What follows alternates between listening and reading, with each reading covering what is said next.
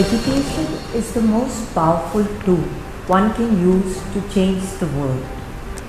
Our guest of today is surely proving the same.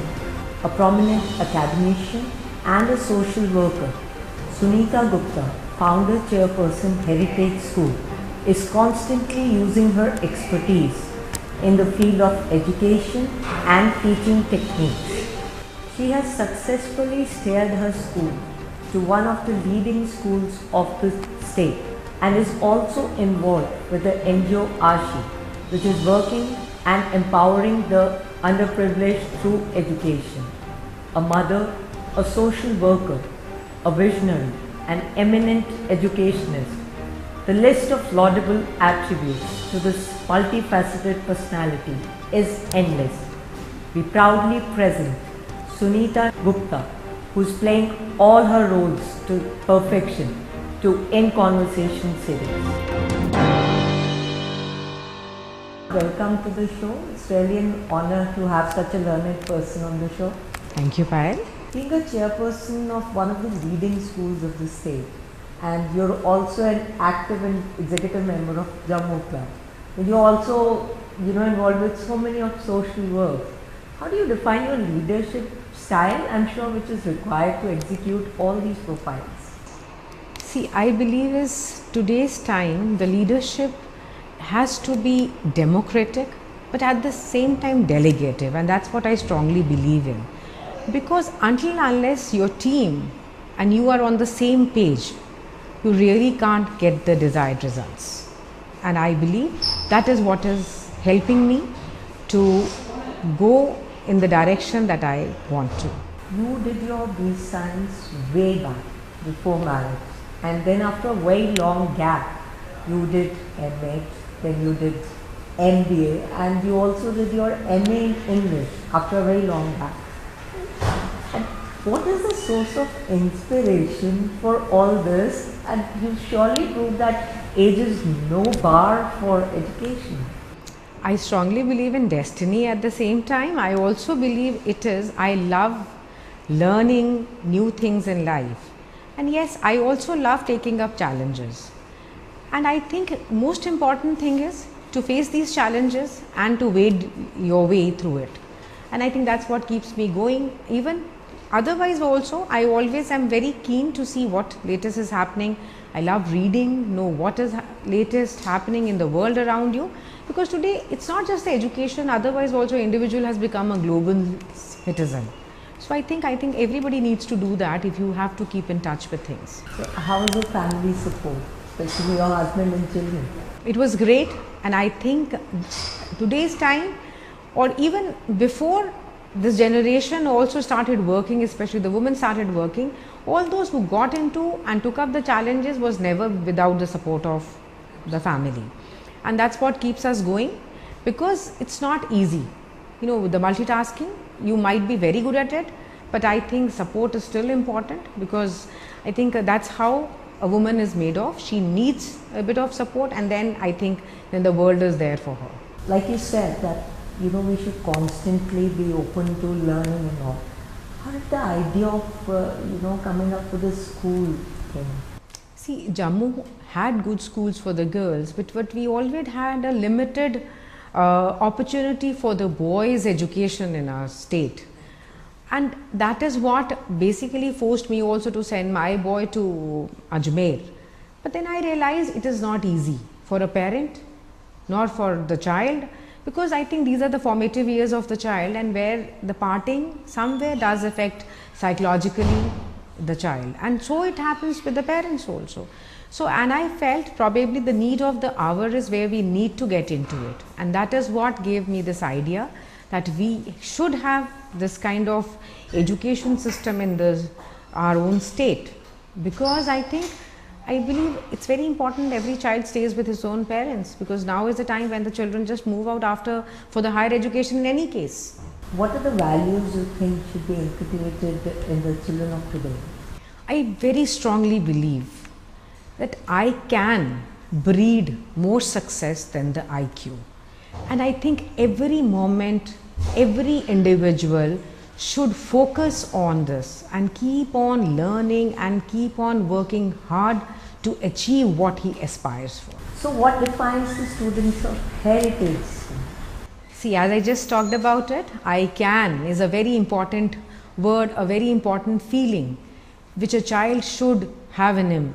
And I think when I see my students in the heritage school, I believe that it is very important that we promote this I can. And this I can is until and unless the child is asked to do something, will never come about with ideas. And you never know, one of the idea which a child brings is so useful for the world that ultimately you feel, oh, it is only possible because the classroom or the teacher has been able to take that out. And somewhere that is reflected in the slogan of your school. Yes. That's what, because I believe also when you talk about value, the most important value in today's world is humility. And the slogan for our school is Vidya Dadati Vinyam, which says education brings humility. Every child, every person should believe it's so important for everybody to be educated now, but also should realize what education can lead to. So if we have humility, we also believe we should give it back to society, which is very important feeling. So that's what, well, like we adopt children, we do a lot of social programs in the society. It is because I feel it's not that the society needs or not, but I think these children need to give it back to society. They need to believe that they can. They can. That's very important. You're also an executive member for EHI, that's Education and Health Initiative. And you've also attended in that very regard workshops all around the globe. How do you place Jammu schools? Do we have an edge or somewhere we are lacking if you compare them with schools outside? I think, see, bringing in EHI was a different concept altogether, because I realized somewhere everybody is in a race to score marks. Nobody is realizing the limitation of the students, whether it is because of the health issues or it is the background or it is whatever other factors could be there playing there. But what has happened is, with getting this EHI here, a new issue was raised up, which is the health issue and the relationship of the children with the teachers, with the parents. And that is what, when we were doing the class observations of these children under the EHI program, we realized how important this was. This particular index, when we started working on it, was the major factor for performance of the children. Ma'am, like you said that the school is involved with identifying children with EHI issues. So once the school does that, what is the step ahead of it? See, we need to remember children do not have a built-in intellectual development, has to be happening through the teachers only. See, a child has a substance in himself, but then later it has to be sharpened and worked upon, which is the job of the teacher. And it is the teacher only who can really identify the difficulties of the student. In our system, what in Heritage we started was a class observation was made of these children. So the moment a teacher identified a difficulty, so she was making every day a class observation of the children where all the skills were looked upon, where it is, whether it was the child was having a problem with the writing or the reading, or it was otherwise also. So that really helped to identify the difficulties. So once these difficulties were identified, we roped in a lady from Delhi, an expert who has had her she has done her special needs training from Geneva. She spent about 4 days with these children and the parents. Once this was done, they could work on and guide the parents that what is the next step required, whether they need to go for the counseling, whether they need some medical help, and we also acted as a referral, also were made to various organizations for the same. We have also seen a trend of sending children to boarding schools, especially in class 4 onwards. So there is a lot of migration happening that way. What is the reason for the same? What is the reason you see as an educationist is there? See, we need to realize, it's not easy for a child to adjust to the new systems every now and then. And that is today's time, the peer group impact is so strong. The moment you cut off these children from their roots, for whatever reasons that you do know, it could be parents' aspiration, It could be parents, they want to flaunt about it, or it could be their individual needs also. But there was a time when we did not have education, a good system of education in our state, but now that we have, I find there is no need. It does affect them psychologically, which is not required, and at this tender age when this thing happens, for them it is very difficult to make new friends. So that affects them. I think there is no need to do it. In any case, every child is now going for higher education outside the state. That is whether he goes after 12th for whatever course he pursues. So I think it is important that the parents keep these children with them, give them the required values, and I think in our state we still have a joint family system. What children can learn here cannot learn anywhere outside the state. So we vouch by that we do have competent schools. We do have, and you know what, it's very important, Payal, we realize the schools are doing very well here, and it's a very good amalgamation because the children are staying back there in their own houses. They're getting the love, they're getting the values of the house which are required at most, and very important is this helps in their growth. And reflecting in their marks also. Yeah, it does. When a child is comfortable, it does reflect on his marks. Talking about marks, we see that there is a lot of tuition culture that is breeding, not only in the state but in the entire country. Does it somewhere reflect the inefficiencies of our education system, especially in higher classes or where you have to crack some entrance? See, cracking an entrance and the school teaching are two different aspects, Payal. Because cracking an examination is a different format altogether, which cannot be brought in the school system. It is a child has to get into self-study, and that is what CBSE has done now. I think good sense has prevailed, where they have again fortified the school system by giving an eligibility of marks which a child secures in class 12 for any entrances further that the child has to go in for. So I think we need to realize school education is very important. The school attendance is very important. It is the discipline that the child learns in the school. It is the peer group which is very important. It is a regularity, it is the punctuality. All these four factors are very important for them, which can only be learnt in the school. Nobody can make up for the school. You're working with NGO ASHI, that is working with underprivileged children. Tell us more about it. Yeah, this is an organization which is headed by the Lady Governor herself. Being an IAS officer, she realizes the importance of education. In all our meetings, she really emphasizes the quote by Nelson Mandela, which she feels if it is the education only which can bring a change in the society nowadays. So she thought of taking few of the panchayats under the system. Like we started with Nagrota, Jagti, Nagrota, there were 5 villages which were adopted.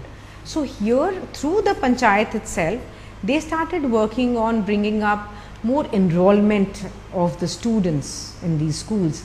And just to create more awareness, she also gave them the EduCom system of a smart classes. This has really changed the scenario there. I see all the girls, every program that we attend there, we see so many children are enthusiastic to see what is happening there. See, language could still be a difficulty, but once it's a visual system or a visual methodology, I think children just learn by looking at what is happening there. I remember oil refinery system was taught there. Even class 5 child could identify how the oil is refined. That is a beautiful way of seeing the impact of the visuals. And they pick up that fast? They are. We do organize lot of programs. It is a panchayat. We do competitions. It's, you know, I must talk about it. 1 or 2 girls who are from the Gujar belt wrote such beautiful poems and verses. We were so impressed, and they're talking about society. So that is the kind of awareness what education has brought there. Children of today, they have a lot of peer pressure, be it academically or in their personal life also, like they are reaching puberty early and a lot of things are happening. So stress levels have really risen up. So what is the thing you suggest could be done in that regard to help it? See, very important is the child, when is staying in a family itself, tries to handle the stress by observing how the parents are dealing with the grandparents. That itself is a very important education which a child can get from nowhere else. Number two, children are growing fast. This is a generation which is far ahead from the what previous generations were. There will always be generation gap. Whatever you talk about, it is not just actually on papers, it is actually there. So these children need their space. These children need to be engaged. So IT, I think, is a very important tool in nowadays, for whether the schools provide that platform or the parents provide that platform. They are learning by observing, but they also need to be a global citizen to learn what is happening around them. So I think IT, if utilized appropriately, can be a great tool for these children to learn what they actually need not go through those experiences themselves, but they can learn through other experiences. And peer group is, I think, very important emotional factor for these children. You see, even a class 1 child talks about the peer group. Yeah. So I think we need to, as parents, realize. So give them a good environment, go give them good friends, give them all the values required. They'll need it not now, but someday they'll need it, and remember their parents for giving those values. But then I also feel constant counseling at the home front as well as school front is very important. Very important. I do realize the need for it, and I think, you know, what happens is, it is not necessary again, a peer group can play its part here. If a child tries to go to a counselor room, the peer group would tease him for the same. Yeah. So I think, like what we are doing at Heritages, the counselor is going for the class observations. So we do ask the children that they are open to walk into her room anytime, but she also does pick up few of the students, and in a very friendly manner would just take them around, talk to them, come out with the issues and the children are open to discussing those issues with her. So once they do it, and then once we know the difficulty, we know the problem, then the counseling sessions begin. How do you define the vision of the Heritage School? Yeah, for me, Heritage is a wakeful school. Wakeful means a school where children, you know, are engaging themselves. They are working on, you know, something new coming in their minds. And I think, again, very important is it should be a very joyful journey for the child. It should not be a typical tight jacketed system. I think, see, we do try to make lot of changes when, like CBSE has also offered us lot of I think alternatives through activities. Now, only thing is, these activities should be very engaging, and these activities should bring out what a child has in him. And I think that is what, that satisfaction itself in the education is very important. Any last message for our viewers? I would just say, please believe in the school your child is going to, because it is a triangle of education in the education system. There is a teacher, there is a child, and the third most important corner is the relationship and the faith of the child towards the system. So as parents, we need to help the child to have a better relationship with the school. That's only possible if the parents have the same relationship with the teachers who are teaching these children. And this is a teacher who is the most important factor in helping these child to move on the right path. Thank you so much. It was really a pleasure having you. Thank you, Payal. Thank you. Like Sunita Gupta said, that it is a three-cornered angle we all need to work on, and then only we can really achieve the I can. Keep watching Jammulink's In Conversation series, where we keep bringing you personalities of interest across the state. Take care and God bless.